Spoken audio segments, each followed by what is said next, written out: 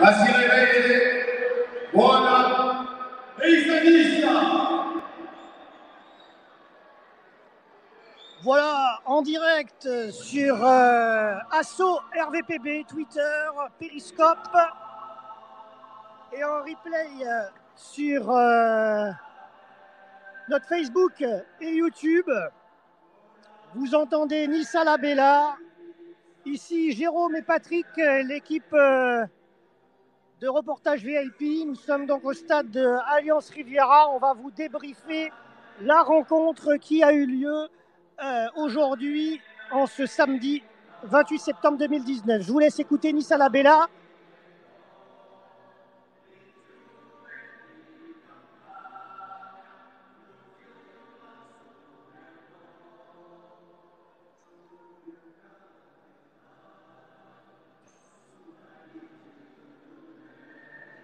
Qui est-ce qui a marqué pour Lille? Qui est-ce qui a marqué pour Lille? J'ai le nom. Tu as le nom?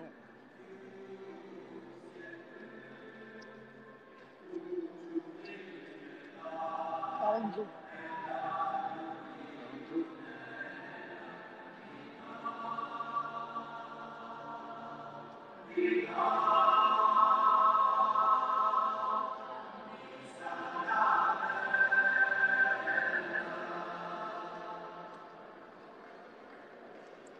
Voilà, c'était Nissa Labella en direct du stade Alliance Riviera. Vous allez écouter notre débrief radio RVPB. Alors, je vais essayer de mettre la caméra dans l'autre sens pour que vous nous voyez un petit peu quand même. Voilà, c'est parti. Patrick? Voilà. Oui. Voilà. On va faire donc le débrief. Oui.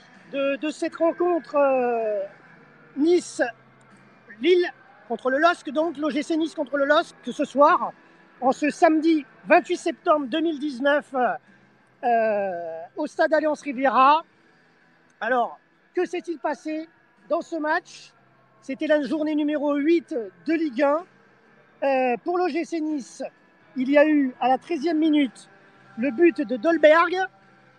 Et ensuite, il y a eu l'égalisation pour les Lillois à la 24e minute avec le but de Aronjo. Voilà, donc à ton... Alors, c'était un match... à ton niveau, voilà. Alors, c'était un match en première mi-temps... Que peux-tu nous dire? Très sympa. Un équilibre vraiment entre les deux équipes qui se méfiaient quand même des contre-attaques des deux équipes. Mais disons que Nice a fait le dos rond pendant 20 minutes. Après, ils ont repris le ballon. Je pense qu'on aurait pu prendre avantage en fin de première mi-temps. Et en seconde mi-temps, à partir de la 60e minute, on s'est rendu compte que les deux équipes étaient émoussées à cause de ces 3 matchs en une semaine. On a vu beaucoup moins de courses rapides et d'actions. Mais quand même, on s'est rendu compte à chaque instant, Nice ou le LOSC aurait pu remporter cette rencontre. Où je dirais aussi, je suis très étonné quand même du côté faute technique des deux côtés. Je pense que ça vient de la fatigue ou alors aussi de l'enjeu. Parce que comme avait dit Galtier, il testerait son équipe par rapport à ce match. Voilà. Moi, j'ai l'impression que Nice a fait son jeu, mais c'est pas totalement libéré. Il manque un joueur peut-être en attaque. En défense, ils ont fait ce qu'ils ont pu. De toute façon, le but de Adjo est superbe. On peut rien faire contre. Mais bon, il faut quand même monter sur le porteur du ballon. Mais voilà, c'était un match quand même très plaisant. Il aurait pu y avoir beaucoup plus de buts. Hein. Voilà, c'est sûr. Oui. Moi, j'ai trouvé quand même que cette deuxième mi-temps était plus molle que la première. Il y a eu beaucoup moins d'action, forcément, puisqu'il y a eu 0 but en deuxième mi-temps. C'est le petit souci, je trouve, de cette deuxième mi-temps. Et il y a eu beaucoup d'aiglons à terre. Oui, oui, absolument. Ben, c'est-à-dire que c'était pas, franchement, très rugueux. Mais je pense qu'avec l'accumulation des matchs, voilà, il y a aussi ce côté-là. Mais à savoir quand même qu'il y a eu des occasions très intéressantes et on a eu des parades par 2 goals quand même extraordinaires. Oui, Parce que ça aurait pu très bien faire 3 partout ou un 4-3, hein, je veux dire, voilà. C'est pour ça que j'ai préparé mon petit, pour tout à l'heure, top et mon petit flop. Voilà. Alors justement, on va en parler dans quelques secondes. Alors on va faire une visu juste avant parce qu'on était en multiplex foot, hein, bien entendu, c'était la journée 8 de Ligue 1. Il y a eu beaucoup de matchs ce soir. Le classement est provisoire puisque demain il y a encore des matchs qui vont... Voilà, de retour en direct, on avait perdu la connexion Périscope. Et donc, comme je vous disais, pour le dernier match de cette... Enfin, le dernier résultat donc, de cette journée numéro 8, c'est Nice-Lille, 1 partout. C'est là où nous sommes au match dans le stade. Le match est donc terminé pour notre débrief. On passe en mode radio et on continue notre débrief pour les tops et les flops de Patrick. À toi. En top, je dirais les 2 goals, hein, Benitez et Maignan, qui ont fait quand même des arrêts très importants, dont 2 exceptionnels, parce qu'on aurait eu un autre score évidemment. Eh oui. Ça, je peux dire que c'est 2 excellents goals, mais on le sait déjà. Le top, c'est le très beau but d'Orojo, le Lillois. Un but vraiment très sympa. Bon, ça, c'est mes 3 tops. Dans les flops, alors, ce sera le premier flop, numéro 7, Osimhen, qui a raté l'immanquable au niveau d'une action où il aurait pu marquer, effectivement. Ça, il a raté. Bon, ça arrive, évidemment. Deuxième flop, je dirais Lesmelou. Je ne l'ai pas trouvé dans son match aujourd'hui. Il a eu des occasions à faire des passes ou des centres où il n'était pas gêné. Et voilà, c'était un bon flop. Et puis là, je serai un peu dur, mais j'ai trouvé Attal dans la dernière passe et le dernier mouvement où il a raté beaucoup, je trouve beaucoup de choses. Et je pense que lui, c'est un des premiers Niçois qui était très émoussé par rapport à ces 3 matchs. Voilà en gros. Donc ce soir, je trouve logique ce match nul. Lille aurait pu l'emporter, Nice aussi. Lille repart avec un point, c'est vrai. Mais Nice, pas que je m'inquiète. Parce que Lille, c'est du costaud quand même. Mais il manque quelque chose pour que ça ronronne, ça tourne bien. C'est pas un problème encore de défense, puisque les Dante et RL vont revenir petit à petit. Je ne sais pas s'il ne manque pas un Cyprien, il est en sentinelle, il est excellent, mais un milieu de terrain offensif qui permettrait de distiller des ballons, parce qu'il y a beaucoup de centres quand même qui sont dans la nature. Voilà, c'est mon point de vue. D'accord. Et oui, tout à fait, tu as raison. Et donc, on va faire le point classement de cette journée numéro 8, classement provisoire, puisque nous sommes samedi 28 septembre. Il y a encore des matchs demain. J'ai le classement sous les yeux, c'est pour ça qu'on a eu une coupure périscope. C'est parce que j'ai récupéré le classement en même temps, désolé. Ouais. Donc notre débrief est en 2 parties, mais c'est pas grave. Alors, premier, Paris Saint-Germain, grâce, entre guillemets, à Neymar, puisque c'est Neymar qui a marqué à Bordeaux ce soir. Donc le PSG premier avec 18 points, Angers deuxième avec 16 points, le FC Nantes troisième avec 16 points également, le LOSC est quatrième. C'était prévu, on en a parlé dans notre émission. Si ça se restait au score à 1 partout, ils étaient quatrième, ils le sont. Avec 14 points, l'OGC Nice est 5e, donc on est dans le top 5, mais il va pas falloir s'endormir parce que maintenant le prochain match, il faut le gagner. Sinon on va pas rester dans la course longtemps. Donc top 5, l'OGC Nice avec 13 points, 1 point de moins que Lille. Les Girondins de Bordeaux sont 6e avec cette défaite face au PSG. 7e Marseille, Stade de Reims 8e, Stade Rennais 9e, Montpellier 10e.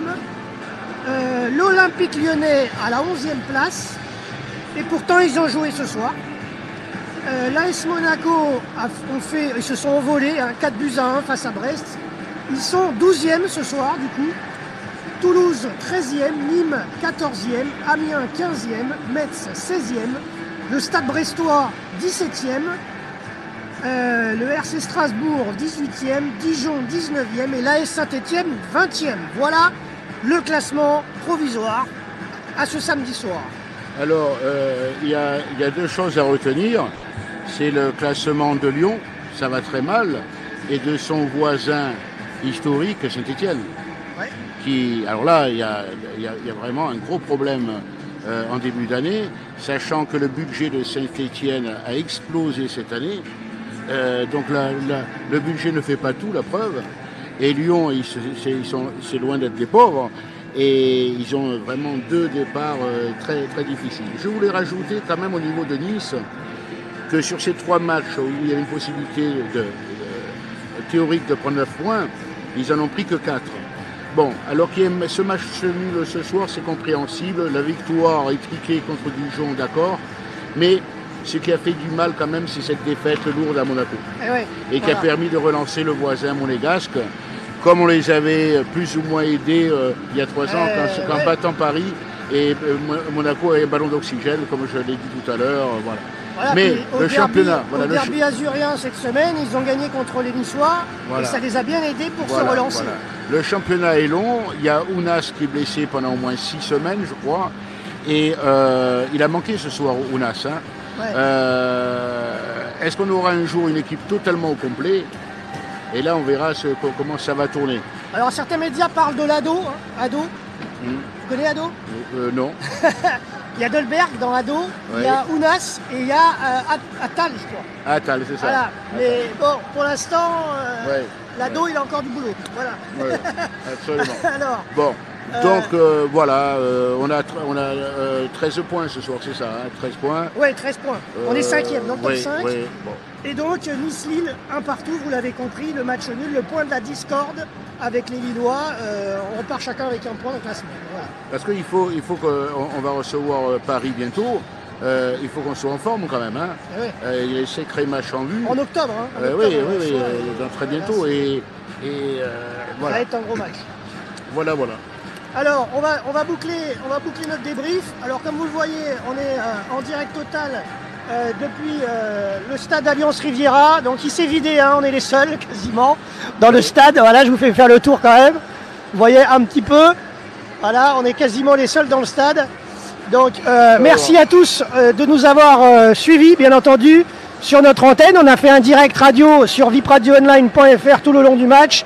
Et donc là, on faisait ce débrief en vidéo et en mode radio, donc divisé en deux le débrief puisqu'il y a eu une coupure, mais c'est pas grave, c'est les soucis du direct. Voilà, donc Patrick écharpe de l'OGC Nice, hein, bien entendu. Ah, bien sûr, hein. Je suis un supporter, voilà. Et on fera une rubrique dans le prochain Canard Rebelle, bien sûr, sur le gym. Voilà, le Canard Rebelle qui sortira en novembre à peu près. Non, il sort dans 15 jours. Ah, dans 15 jours. Une édition spéciale sur Nice Matin et entre autres. Et la rubrique, c'est le coin terrible. D'accord. Sur le gym depuis 2012. Et alors où on se parle, demain, dimanche 29 septembre, à Saint-Laurent-du-Var, il y a la fête du terroir, puisqu'on est quand même la radio laurentine, hein, de Saint-Laurent.